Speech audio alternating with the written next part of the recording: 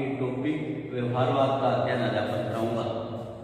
आज तक अब तक अपने व्यवहारवाद का जो अध्ययन किया उसमें एक टॉपिक में हमने किया था प्रस्तावना, व्यवहारवाद की प्रस्तावना का अध्ययन कर लिया था। दूसरे टॉपिक में हमने अध्ययन किया था व्यवहारवाद का आशय, व्यवहारवाद का आशय।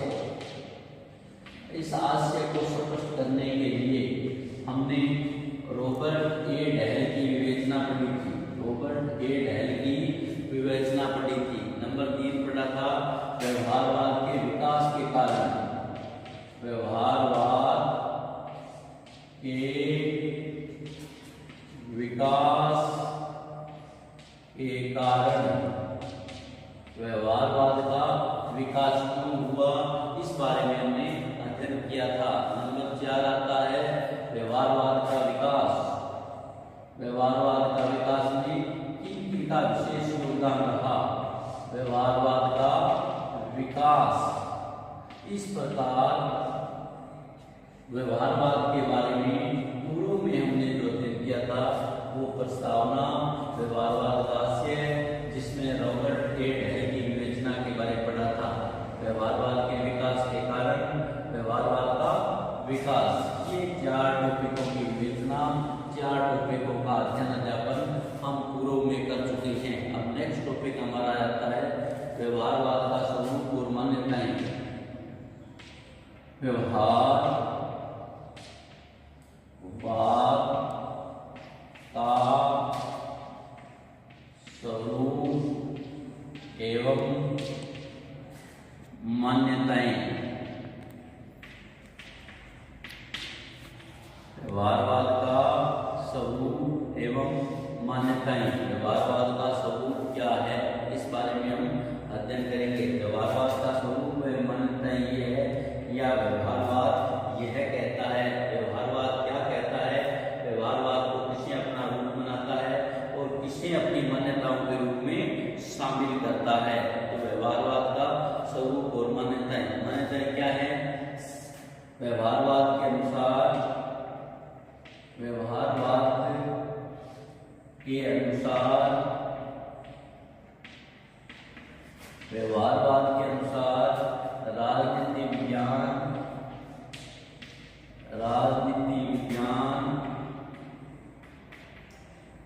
का अध्ययन, राजनीति विज्ञान का अध्ययन संस्थाएं, राजनीति विज्ञान का अध्ययन संस्थाएं न होकर व्यक्ति होता है। समझ गए मेरी बात? व्यवहारवाद के स्वरूप और प्रथम मान्यता यह है कि व्यवहारवाद के अनुसार राजनीति विज्ञान का अध्ययन संस्थाएं न होकर व्यक्ति होता है। जैसे पूर्व के जो दृष्टिकोण थे, पूर्व के दृष्टिकोण परंपरागत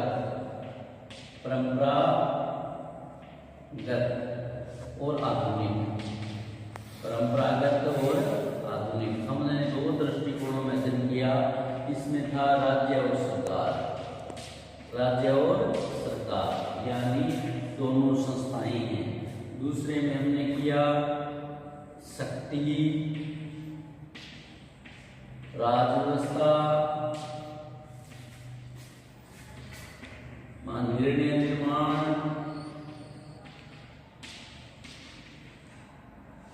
निर्णय निर्माण, और मानव क्रिया, ये भी तो सारी संस्थाओं से संबंधित था और ये भी सारी संस्थाओं से संबंधित था। इसलिए इस दृष्टिकोण द्वारा की मान्यता है कि राजनीति विज्ञान संस्थाएं में होकर व्यवहार है, ये हमारा व्यवहारवादी दृष्टिकोण कहता है, या व्यवहारवादी दृष्टिकोण की ऐसी मान्यता है। दूसरी जो मान्यता है व्यवहारवाद,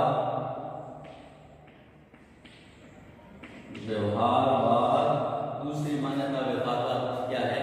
व्यवहारवाद अंतर्विषय दृष्टिकोण पर बहुत ध्यान देता है। यानी सामाजिक विज्ञान की एकता पर बल देता है, एकता पर बल देता है। अर्थात राजनीति विज्ञान का व्यवहारवादी दृष्टिकोण ये है कि राजनीति विज्ञान को जो दूसरे सामाजिक विज्ञान है, दूसरे सामाजिक विज्ञान कौन कौन से हैं? नागरिक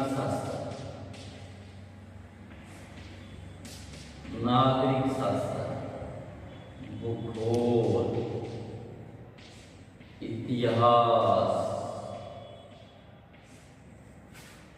अर्थशास्त्र,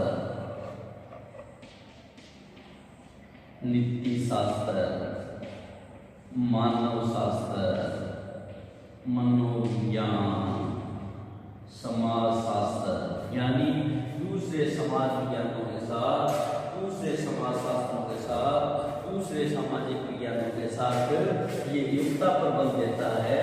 अर्थात हमें दूसरे सामाजिक विज्ञानों के साथ जोड़कर इसे अध्ययन किया जाना चाहिए। नंबर 3, तीसरी मान्यता यह कहती है, तीसरी मान्यता यह है कि व्यवहारवाद के अनुसार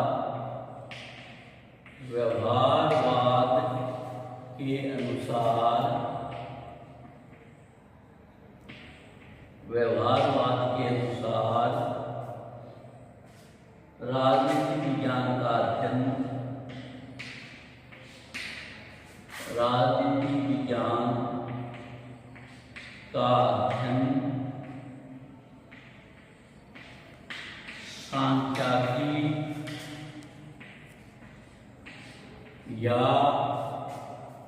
सांख्यिकी या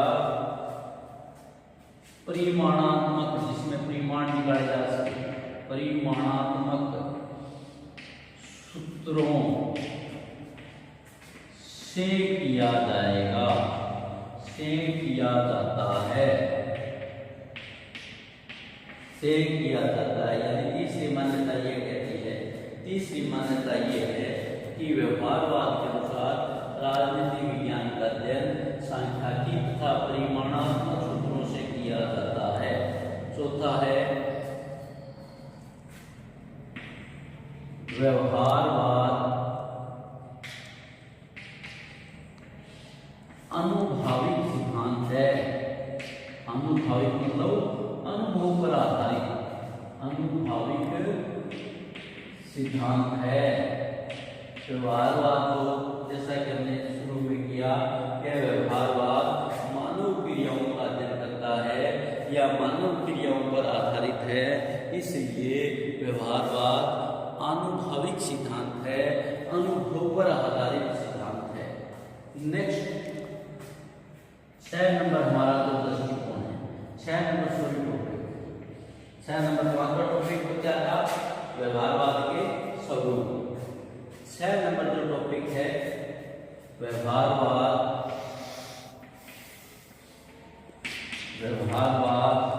के आधार व लक्ष्य। व्यवहारवाद का आधार क्या है, लक्ष्य क्या है, इस बारे में हमें अध्ययन करना है। नंबर 1 लक्ष्य ये है, क्या है? नियमन। व्यवहारवादी यह कहते हैं, व्यवहारवादी के अनुसार राजनीति विज्ञान का अध्ययन एक निश्चित नियमों में किया जाता है। जिस प्रकार से व्यवहारवाद में मानव क्रियाओं का अध्ययन मानव व्यवहार से संबंधित अध्ययन किया जाता है, तो मानव व्यवहार का अध्ययन नियमन होना चाहिए, नियम से होना चाहिए। दूसरा है तकनीकी प्रयोग।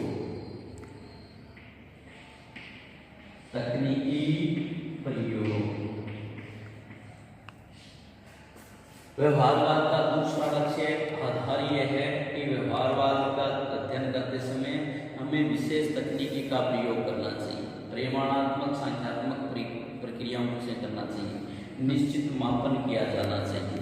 निश्चित सिद्धांत रखे जाने चाहिए। नंबर 3 नियमन।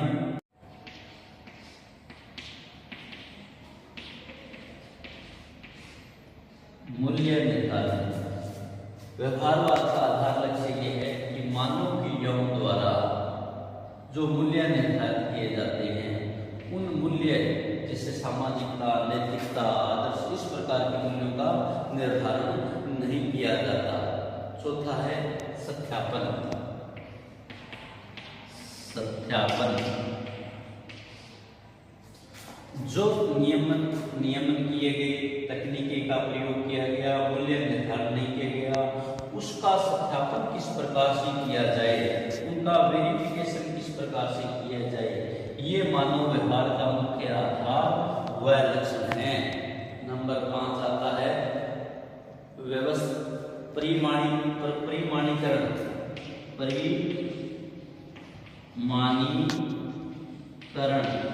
अब जो सत्यापन किया जाता है उसका परिमाण कैसे किया जाए, उसका परिमापन करना भी व्यवहारवाद का लक्ष्य तथा आधार है। व्यवहारवाद का मुख्य लक्ष्य आधार है कि उसका परिमापीकरण भी किया जाना चाहिए। छठा है व्यवस्थापीकरण।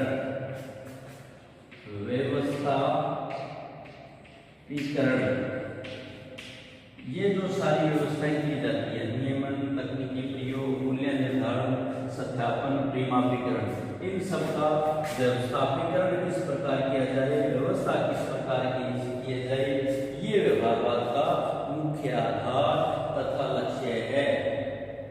नंबर 7 है विशुद्ध ज्ञान।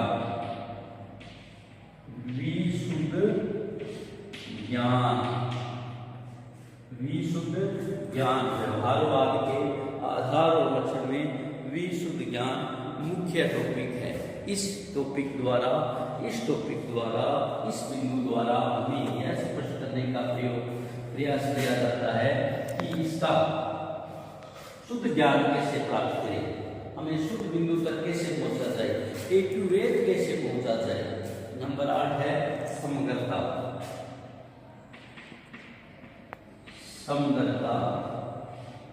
समग्रता मतलब उनको सबको साथ लेके चलना मुख्य इसका अध्ययन है कि उनका समग्रता किस प्रकार से की जाए, तो समग्रता का किस प्रकार से ध्यान रखा जाए, ये है हमारा व्यवहारवाद के आधार व लक्ष्य।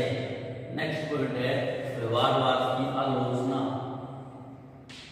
व्यवहारवाद की आलोचना हर टॉपिक की, हर बिंदु की कहीं कहीं आलोचना, कमियां, कठिनाइयां होती है। इसी प्रकार से व्यवहारवाद की भी कुछ आलोचनाएं हैं जिनका वर्णन हम यहाँ करेंगे। नंबर 1 अत्यधिक शब्दाडंबर।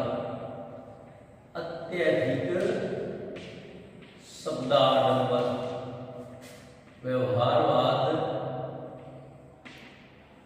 में बहुत सारे शब्दों का प्रयोग किया गया है जिससे हमें ऐसा लगता है कि व्यवहारवाद शब्दाडंबर है और कुछ नहीं है। इसलिए सबसे बड़ी कमी और सबसे बड़ी कठिनाई यही है कि व्यवहारवाद में अत्यधिक शब्दाडंबर का प्रयोग किया गया है। नंबर 2 राजनीति विज्ञान की गलत धारणा। राजनीति विज्ञान की गलत धारणा यानी व्यवहारवाद, इसके आलोचक किए कहते हैं व्यवहारवाद राजनीति विज्ञान की गलत धारणा है। मानव व्यवहार से हम राजनीति विज्ञान का अध्ययन नहीं कर सकते। हमें राजनीति विज्ञान का अध्ययन करने के लिए राजनीतिक संस्थाओं, राजनीतिक क्रियाओं, मानव क्रियाओं, उन सभी का भी अध्ययन करना होगा। इसलिए व्यवहारवाद की सबसे बड़ी आलोचना वह कमी है कि राजनीति विज्ञान में गलत धारणा का प्रयोग किया गया है। नंबर 3 राजनीति विज्ञान विशुद्ध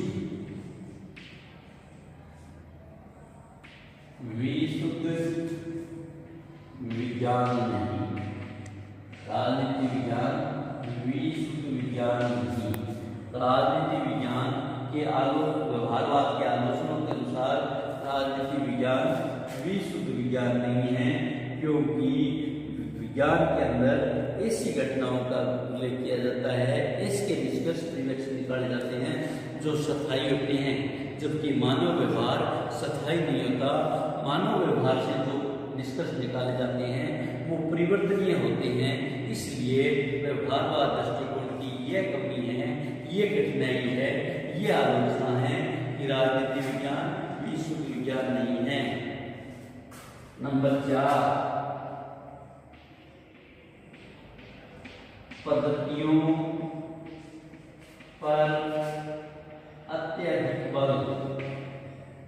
राजनीति विज्ञान के इस दृष्टिकोण के अनुसार राजनीति विज्ञान में अत्यधिक पद्धतियों पर बल दिया गया है, अत्यधिक पद्धतियों को अपनाया गया है, जो कि राजनीति विज्ञान की दृष्टि से ठीक नहीं है।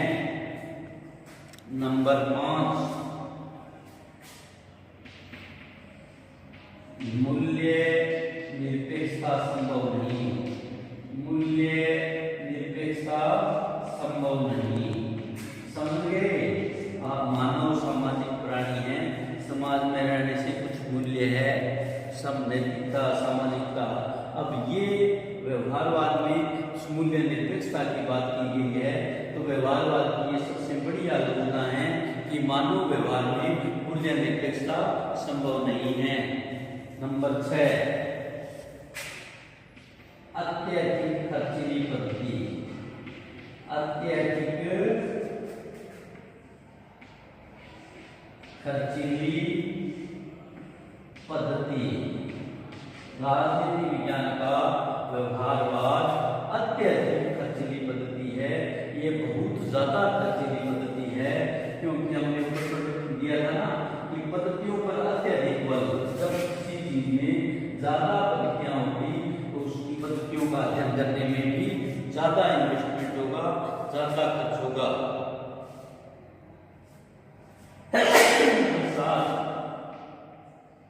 अन्य पद्धतियों के महत्व को नकारना। दूसरी जो पद्धतियां थी, परंपरागत थी, आधुनिक थी, यह इस व्यवहारवाद की सबसे बड़ी कमी है कि उन पद्धतियों के महत्व को नकारता है, जबकि हम किसी भी पद्धति के महत्व को नकार नहीं सकते। ये हमारी 7 व्यवहारवाद की आलोचनाएं हैं। हम एक बात पूरा कर देते हैं। व्यवहारवाद की संस्थाओं का अध्ययन हमने किया, व्यवहारवाद हास्य का अध्ययन वीडियो में किया, व्यवहारवाद के विकास के कारणों को पढ़ा, व्यवहारवाद का विकास किया।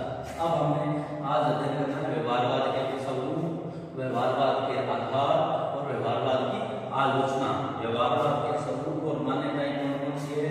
व्यवहारवाद का अध्ययन संस्थाओं का न होकर व्यक्ति का होता है। दूसरी उसकी आशय या स्वरूप ये है कि सामाजिक विज्ञान की एकता पर बल देता है। तीसरा ये है, ये अध्ययन विज्ञान की सांख्या की पद्धति को देता है। 3 उसकी मान्यताएं हैं, 3 स्वरूप है। राजनीति विज्ञान का एक स्वरूप ये है कि इसका अध्ययन संस्थाएं न होकर व्यक्ति होता है। दूसरा अध्ययन ये है कि सामाजिक एकता पर बल देता है। तीसरा अध्ययन ये है व्यवहारवाद के अनुसार राजनीति विज्ञान का अध्ययन सांख्यिकी और परिमाण सूत्रों से किया जाता है। और चौथा है व्यवहारवाद अनुभव सिद्धांत है। ये 4 इसकी मान्यताएं हैं, स्वरूप है, सिद्धांत है। नेक्स्ट पॉइंट इसमें आता है व्यवहारवाद के आधार और लक्ष्य।